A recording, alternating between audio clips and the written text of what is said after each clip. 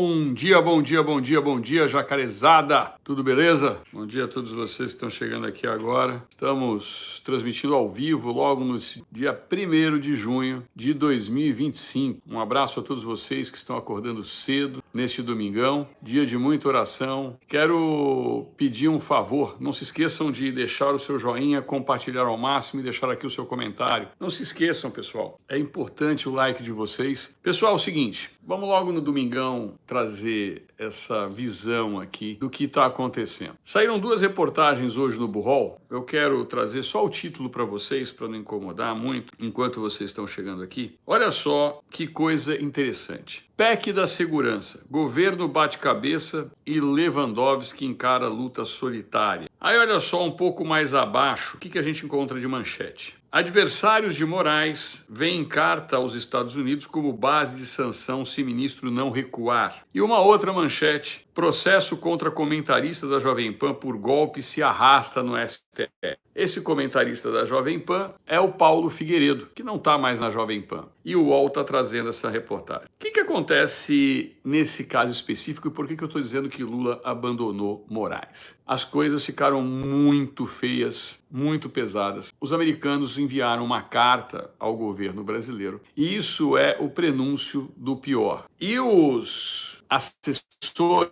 diretos a Lula indicaram que ele deve fazer uma movimentação, dando uma pequena resposta, mas não se envolver muito na defesa de Alexandre de Moraes, porque as sanções elas virão e serão pesadas. E se o governo brasileiro resolver encarar, vai ficar pior. Olha só, eu vou ler só um trechinho, a reportagem é muito longa, eu vou ler só um trechinho dela para você. Integrantes da articulação contra magistrado avaliam que o ofício serve como ultimato sobre ordens e como fundamento legal à punição. A avaliação de uma pessoa ligada ao republicano, portanto, ao presidente Trump, é que o governo brasileiro tem lidado de forma equivocada com a posição de aliados de Trump. A leitura é que fazer a negociação com base em posições políticas, de que uma punição exclusiva ao ministro do STF seria um ataque à soberania nacional, não seria suficiente para fazer membros da gestão americana voltarem atrás na disposição de sancionar Moraes. E isso quem diz, para a reportagem, é o entorno de Trump. Mas vamos além. Somente um recuo efetivo do ministro, isto é, a revogação das ordens que foram apontadas como equivocadas pelo governo americano, teria o efeito de brecar ações anti-Moraes. O ofício se insere justamente no contexto de pressão para que Moraes volte atrás em algumas decisões. Nesse sentido, a carta serviria como atestado de que o governo americano considera ilegais ordens do ministro do STF e que um ultimato foi dado, tanto ao ministro como a autoridades do Brasil para as quais o ofício foi remetido, segundo uma pessoa próxima à gestão Trump. O documento do Departamento de Justiça mandado a Moraes diz que as ordens do magistrado são inexequíveis nos Estados Unidos. E por que eu estou trazendo esse tema logo no domingão para a gente refletir? Porque a imprensa brasileira tem feito toda uma manobra para tentar convencer a quem eu não sei de que nada vai sair do papel além de uma eventual revogação do visto e que isso estaria tudo bem, que não teria problema nenhum. A verdade é que isso não se sustenta. E os assessores de Trump estão dizendo que isso foi um ultimato. E como eu havia dito para vocês, o Brasil está numa situação péssima e o governo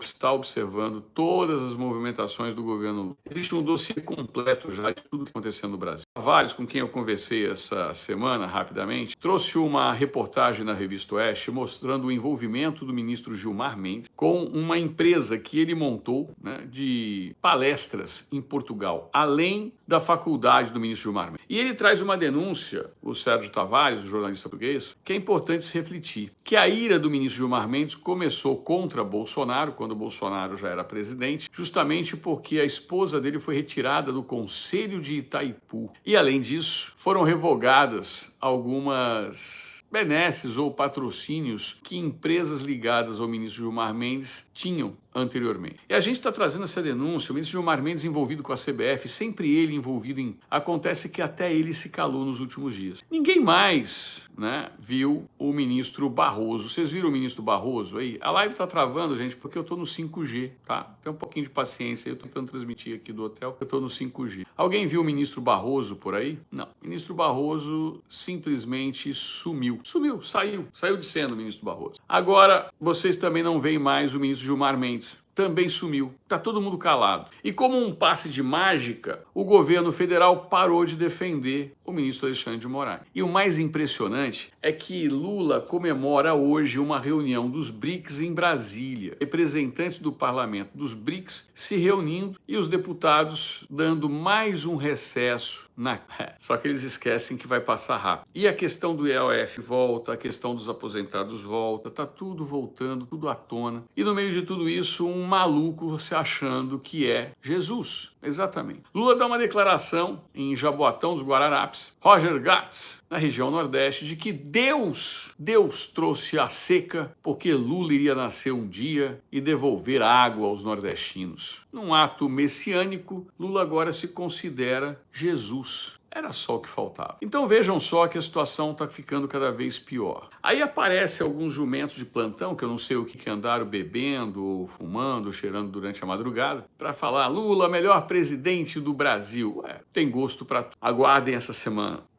Vão acabar os depoimentos das testemunhas no processo Jair Messias Bolsonaro. Esses caras estão numa caçada implacável a Bolsonaro. Como vocês viram, ministro Gilmar Mendes, a esposa perde a boquinha. Vocês sabem quanto que recebe um conselheiro de Itaipu para ir uma vez por mês, sentar para olhar, tomar cafezinho e ir embora? É uma fortuna. Então os interesses privados de alguns ministros do STF foram abalados. E agora eles estão se vendo numa sinuca de bico. E estão quietinhos, porque eles sabem que quando começar de fato, começou já de direito. Estão todos apavorados e o medo está tomando conta deles. Mas quando começar a água a bater de fato no bumbum da toga, a coisa vai apertar até para suas esposas. O que não faz, né, a ira porque perdeu uma boquinha. As pessoas fazem coisas que ninguém acredita. Portanto, vocês vão observar agora o governo Lula cada vez mais acuado, desesperado para tentar defender a si próprio. E, ao mesmo tempo, vocês vão começar a observar o ministro Alexandre de Moraes cada vez querendo avançar mais com as suas decisões, com as suas arbitrariedades e o STF chancelando essas ilegalidades. Parece que tem um vírus rondando o STF e está deixando todo mundo mudo. É o vírus do silêncio. Vamos ver até quando, porque já vão começar a espernear. E esse vírus atravessou a Praça dos Três Poderes e bateu lá no Palácio do Planalto. Então, mudinho. Agora, vocês tomem seus cafés da manhã. Vamos comemorar que domingo chegou. Quem não viu a live de ontem, eu citando Eduardo Bolsonaro, se cacifou, cresceu demais, graças ao Lindenberg Farinha e suas trapalhadas, né? Ele que faz parte da dupla Deb e Lloyd. Eduardo Bolsonaro se cacifou para vir forte à presidência da República, caso o presidente Jair Bolsonaro não possa fazer. Então, a direita está crescendo cada vez mais. A carta do Dodge para o cabeça de manequim desmonta a narrativa idiota da invasão de soberania. Pois é, Alexandre, isso a gente sempre disse. Essa história de que a invasão de soberania, quem invadiu a soberania americana na realidade foi o STF. E o ministro Alexandre de Moraes tomou uma invertida muito grande da Defensoria Pública no caso do Paulo Figueiredo. O STF sentou em cima do processo e, diferente de todos os demais réus, ele que também é réu na ação, a ação dele não corre, porque o ministro Alexandre de Moraes está, como diz o PGR, cagado de medo de mandar uma carta rogatória para os Estados Unidos, porque esse é o procedimento correto. E ele quis citá-lo por edital para correr a revelia, mas enfrentou resistência da Defensoria. Paulo Figueiredo tem endereço certo, sabido. Ele já foi notificado até pela Receita Federal nos Estados Unidos. Mas o ministro Alexandre de Moraes sabe que uma carta rogatória enviada e através desse processo vai deixá-lo numa situação mais complexa ainda aqui nos Estados Unidos. Vamos aguardar. Peguem suas pipocas e seus guaranás. A farra só está começando. Fiquem com Deus. Curtam aqui a dica. Até daqui a pouco. Tchau, pessoal.